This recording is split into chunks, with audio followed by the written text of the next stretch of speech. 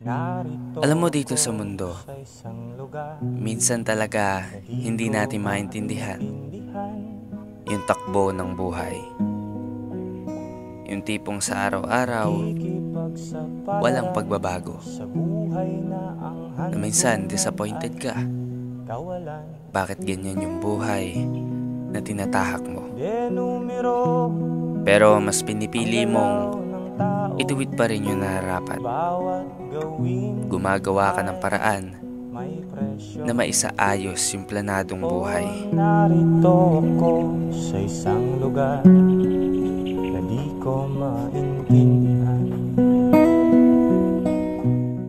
Maniwala ka, mas masakit magsalita ang tao mabait, lalo na kapag naubos ang pasensya. Makinig ka, bihira sila makipagtalo dahil nagtitimpi lang sila. Hindi sila nakikisali sa anumang gulo dahil gusto nila ng tahimik na buhay.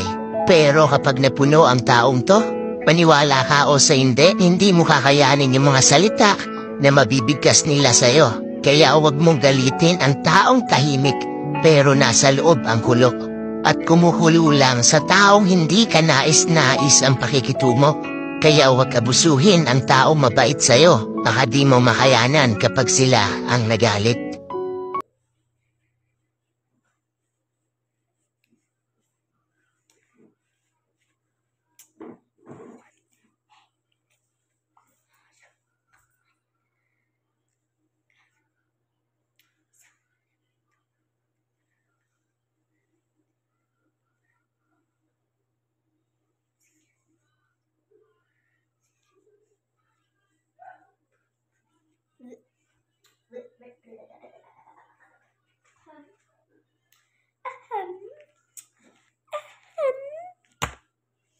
Okay.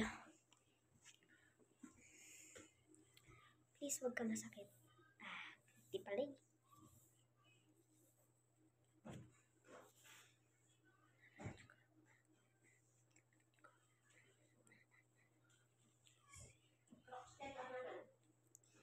Crocs?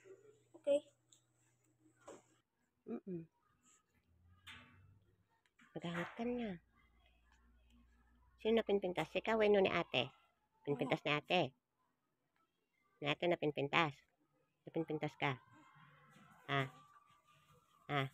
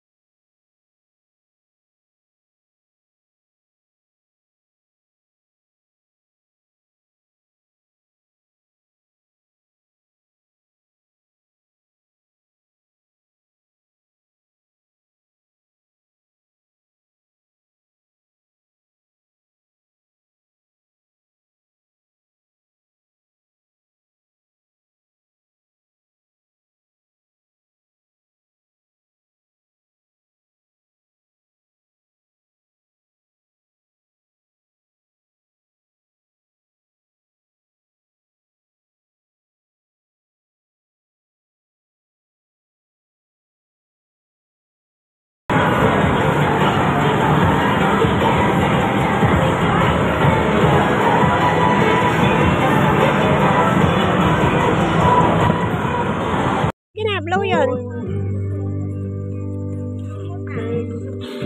Okay. So, nalibilit si Stephen.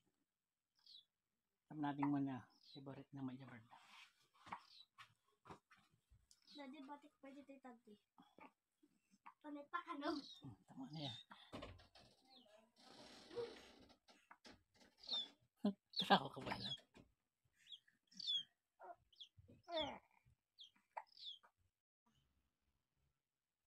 Ito pa akong pangalan.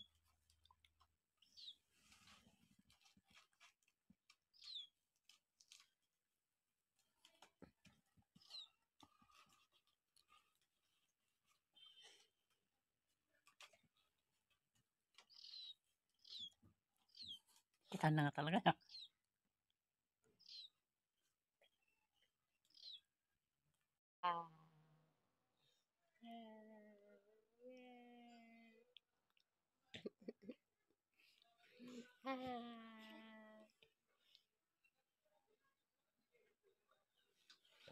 Tutulog ka pa'y samat.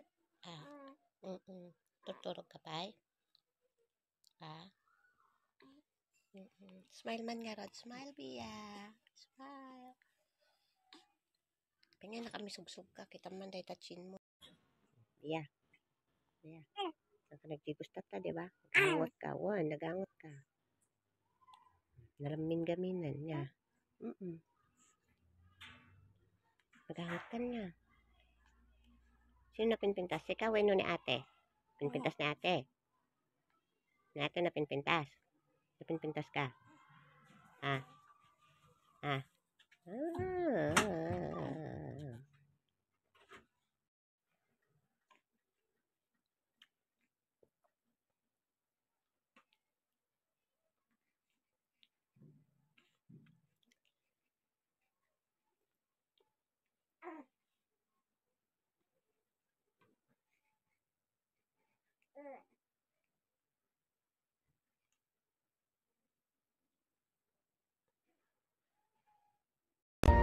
Hindi sa pera nasusukat para masabing swerte ka. Minsan, sa mga taong nagmamahal at nagmamalasakit sa iyo ng sobra.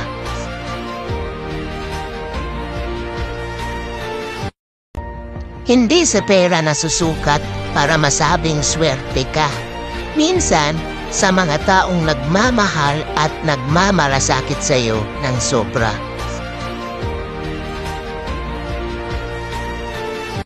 Hello po, teacher. Excuse me po. Hala, di ba yan yung yaya ni Twinkle? Kata ni Twinkle. Bakit? Ano nangyari kay Twinkle? May sakit ba siya? Masama ba yung pakiramdam niya? Umabsent nga yung rich kid. Hindi ko po alam, ma'am eh. Basahin na lang po yung excuse letter. Ito po, oh. Pwede bang ikaw na lang ang bumasa para marinig din ng mga classmate niya kung ano yung reason kung bakit umabsent si Twinkle? Okay, sige po. Ako na lang po ang magbabasa. Na paano kaya ang rich kid? Bakit kaya umabsent si Twinkle? Silent muna, children. Umpisahan nyo na po.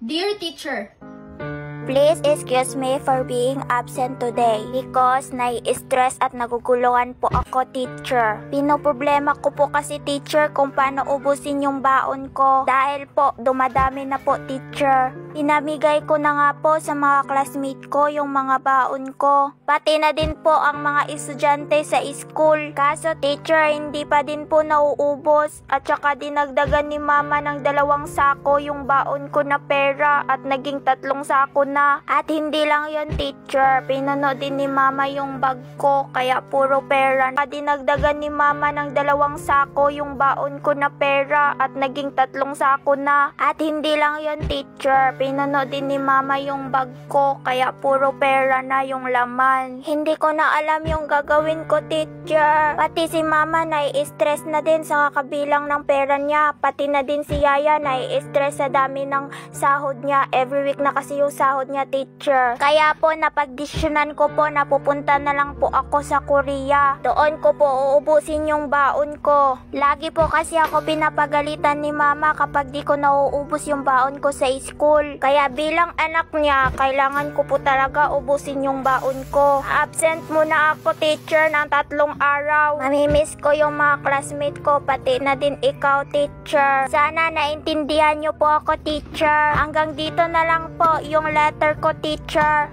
Nagmamahal, your beloved and cute student, Twinkle Rich Kid. God knows.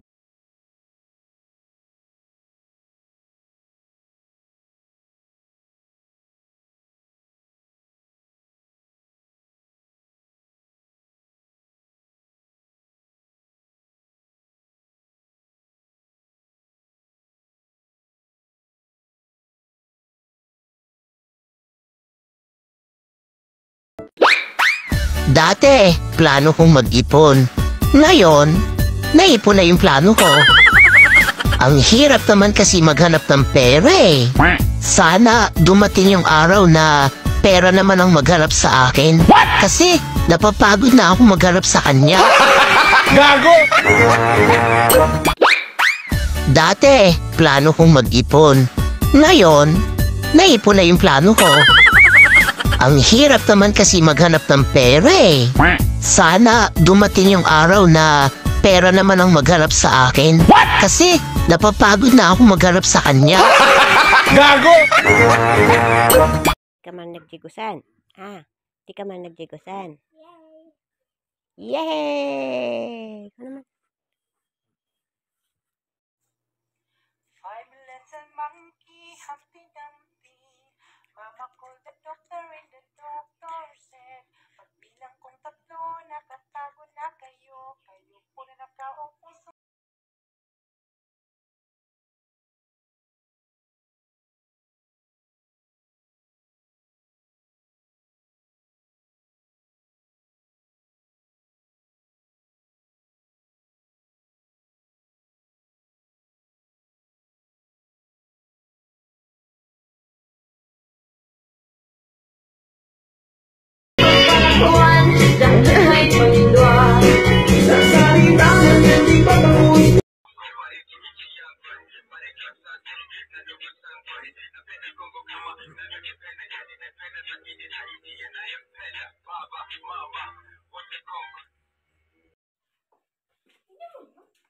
Yung parang long yung neck nila. Yung parang noso. Yung parang chicken. Ay, yung nakita natin kaganina. Hindi, turkey yun. Sugar mo. Saan sugar? Wano ni danggani. Wano na.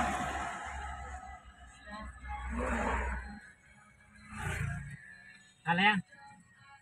Hindi, the truck mo.